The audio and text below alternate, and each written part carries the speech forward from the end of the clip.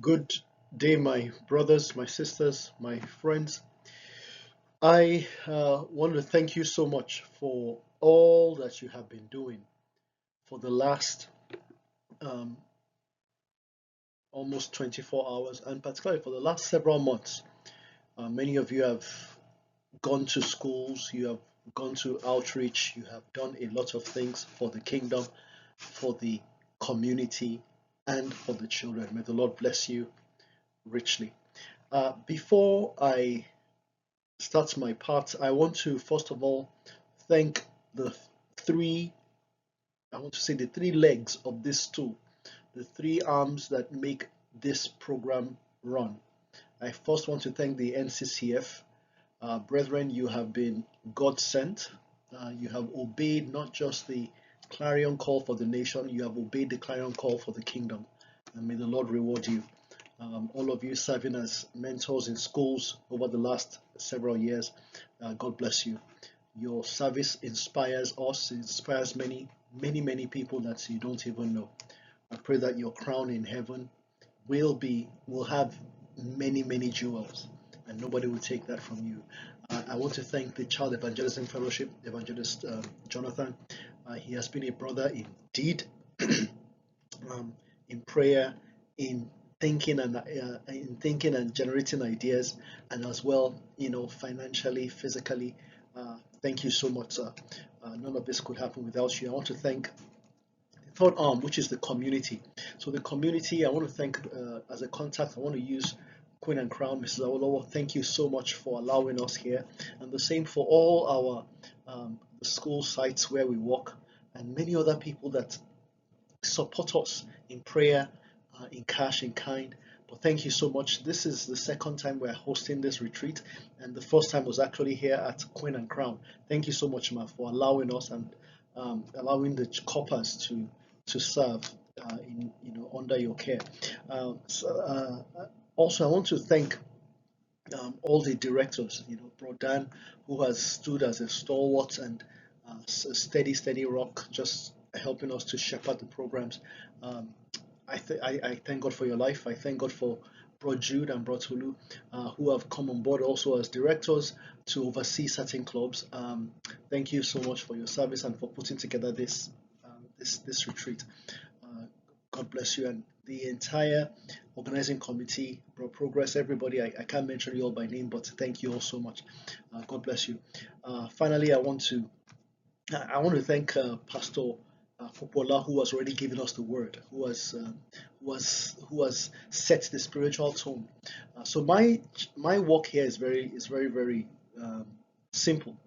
I'm not going to preach, um, but I want to add some insights that may complement what you have heard or what you will still hear in the course of this retreat. And so I'll be talking about successful habits.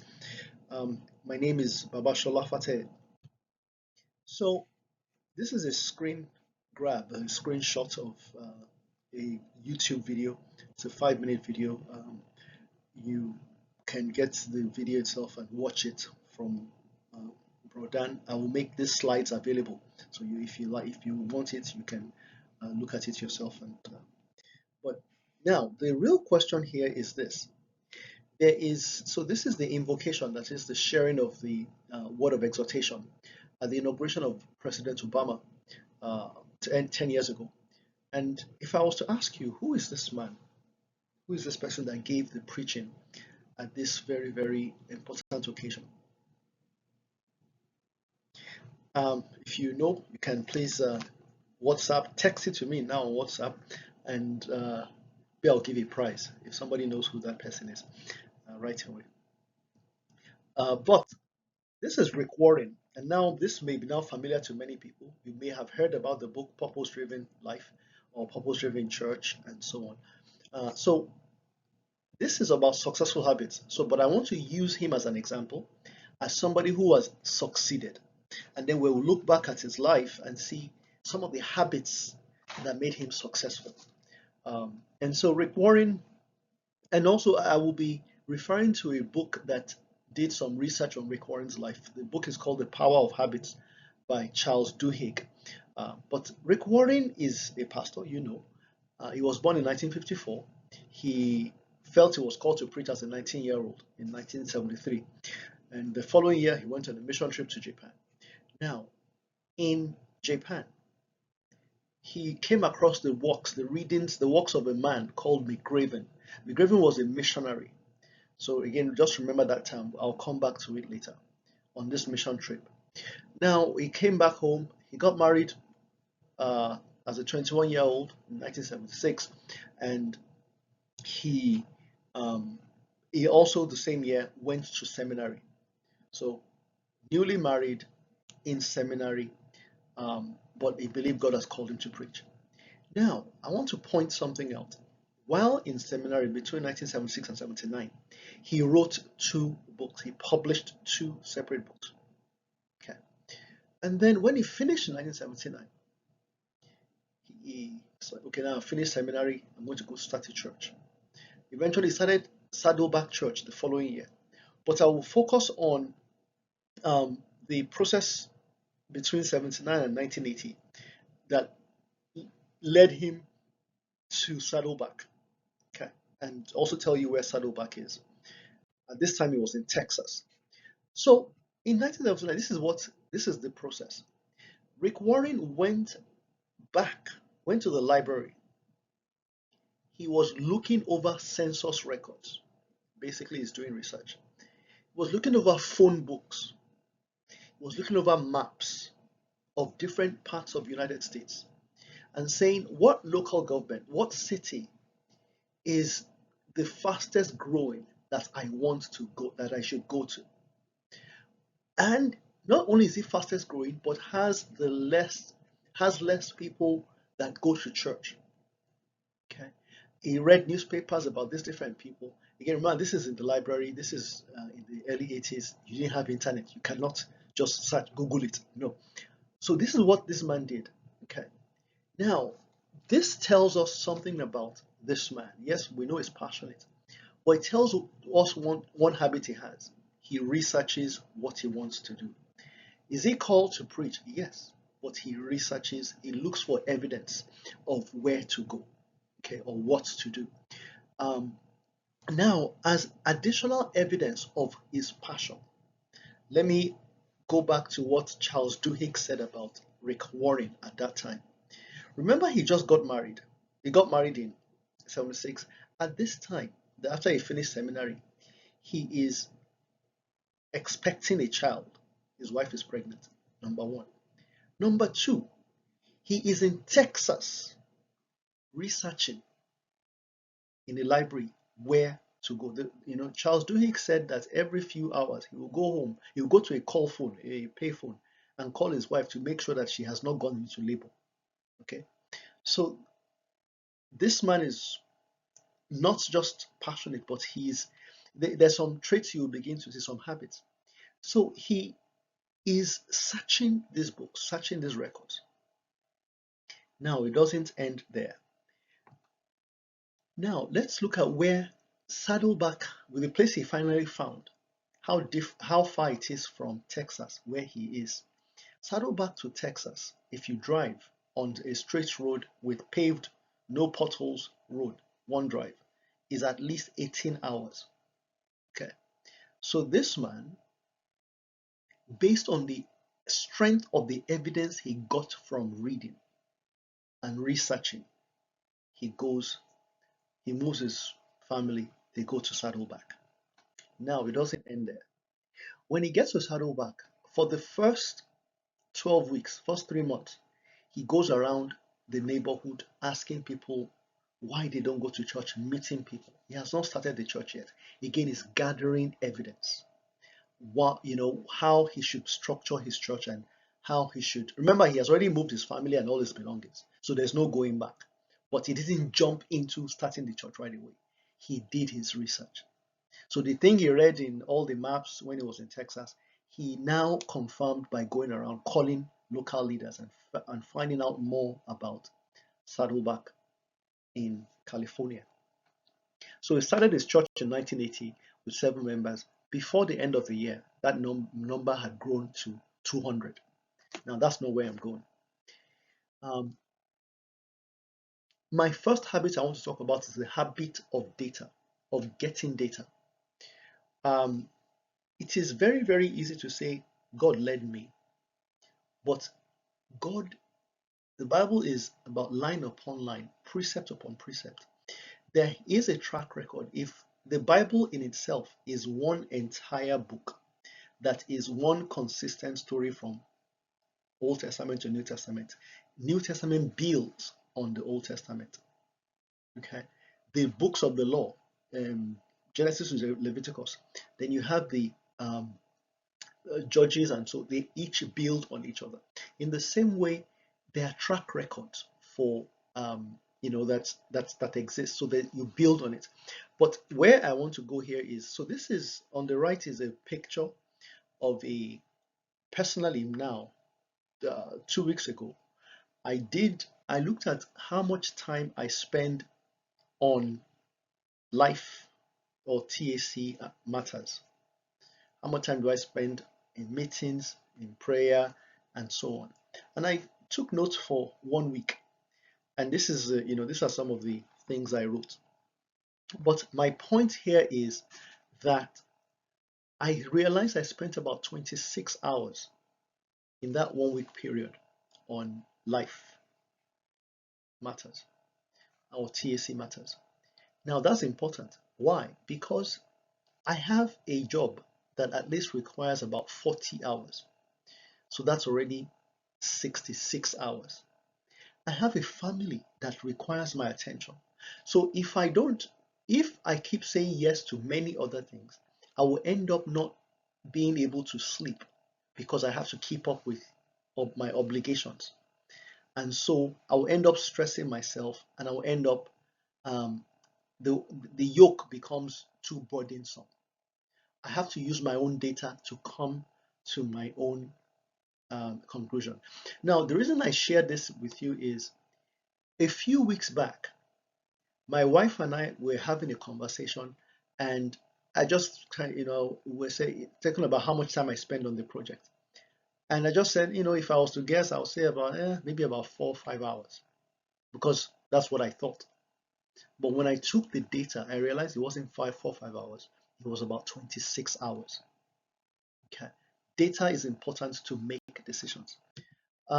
This is another screen grab of a Google Doc that is right now about 40 something pages, where I keep record of events as we have been doing them for the last 3 years.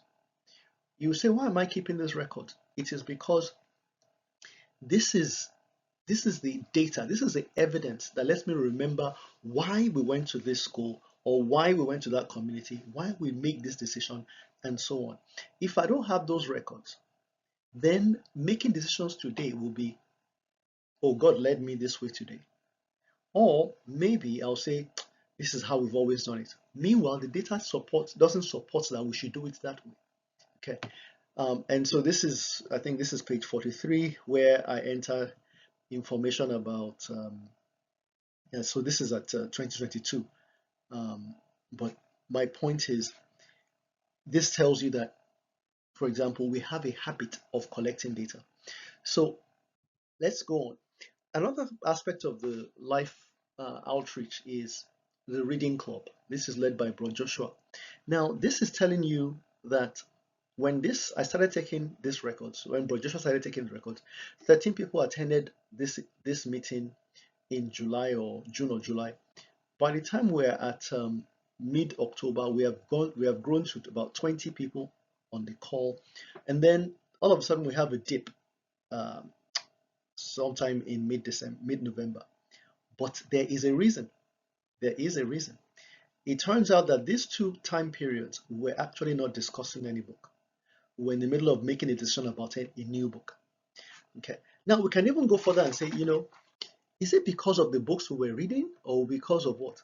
So I did another analysis here of in November, like mid-November, early November to October, November, we're reading the book In the Pursuit of Purpose. On the average, 17 people attended the reading club while we're reading that book. The previous book, about 15 people attended when we were reading The Spirit of Leadership. this begins to tell me, what are people interested in? Interestingly, the current book, which is the 5 love languages, attendance right now 20 on the first day, and it was very, very lively. That tells me, oh, maybe people are more interested in relationship than they are in kingdom matters. Maybe that's the answer. But the point is not to say they should do one or the other. The point is for us to know why we should choose a book or not choose a book in the future. Again, the habit of data. Now, let me go back to Rick Warren. So I told you when he was in Japan that Rick Warren read a book by a missionary called McGraven.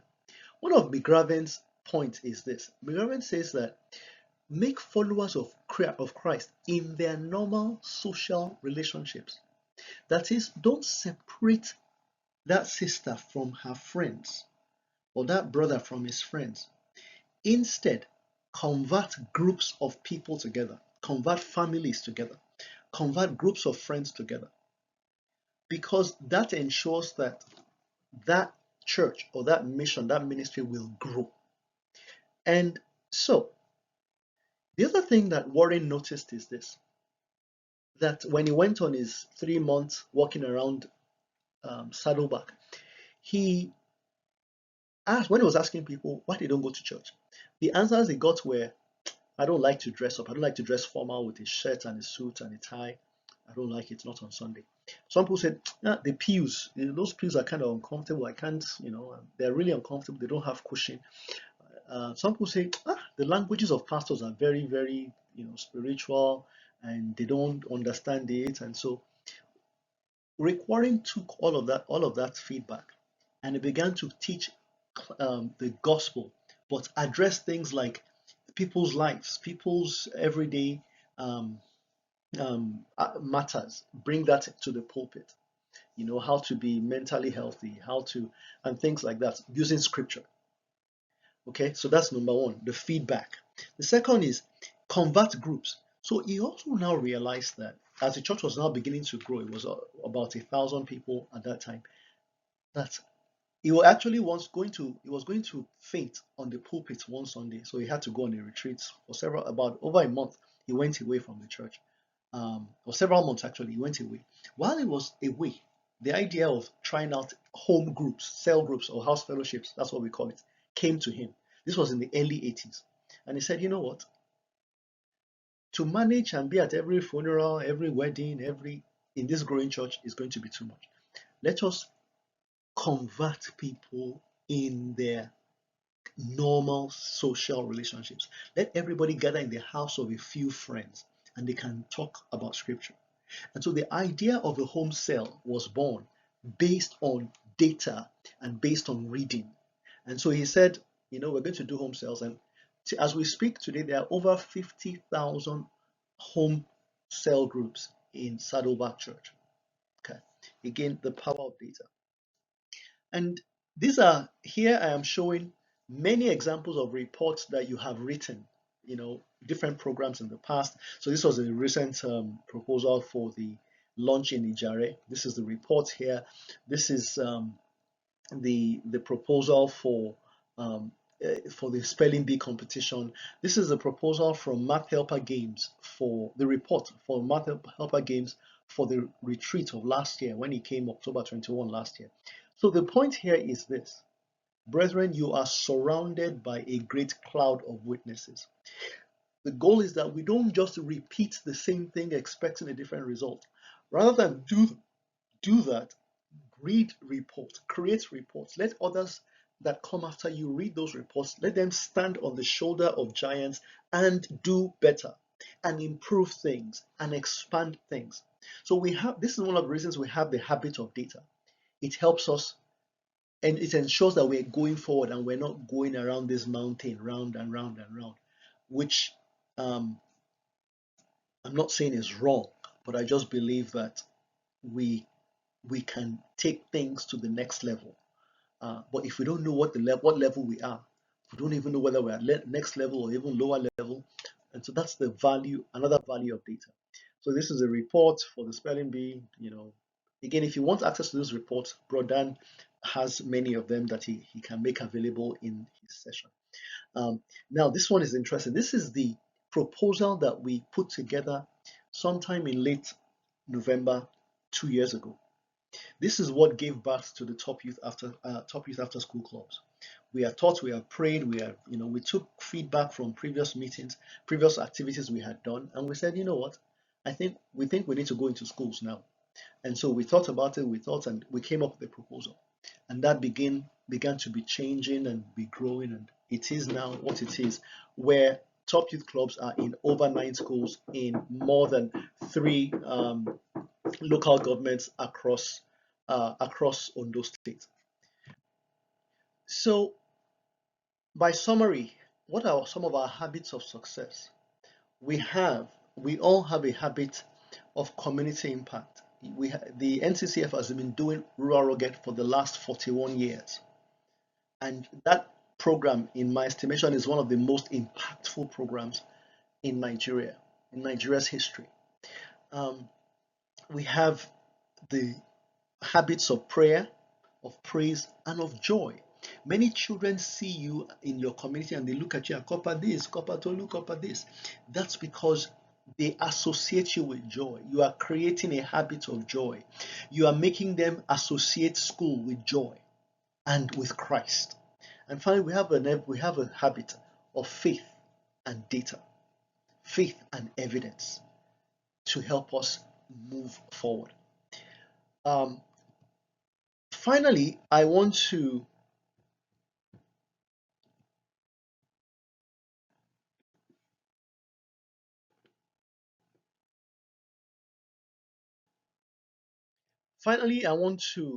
challenge us to consider the value of data to answer the question, our activities are not only spiritual, but is our educational programs having an impact?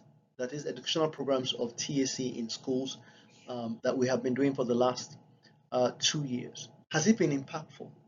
So to answer this question, I'm going to leave you to Brodan, who will you will answer 10 questions, very, very brief questions. The questions, you're not answering them for whether you know the answer or not. The question I'm asking you is, approximately what percentage of the children you currently engage with can answer these questions correctly? If you think most of the children you interact with in Top Youth clubs, in your own Top Youth club, can answer 85 to 100% of those questions, tick A. If you think they can only answer less than 30% less than 30% of them can answer that question, pick D. Okay, let me say that again. If you think that most, that is 85 to 100% of the children you teach can answer question 1 correctly, pick A. If you think 65 to 80% can answer it correctly, pick B, and so on and so forth. And then please write it or submit your answers, and we'll see, hopefully, that we will begin to use the habit of data to support our continued success. But again, thank you all so much for all your ministry and all your work. The Lord bless you real good.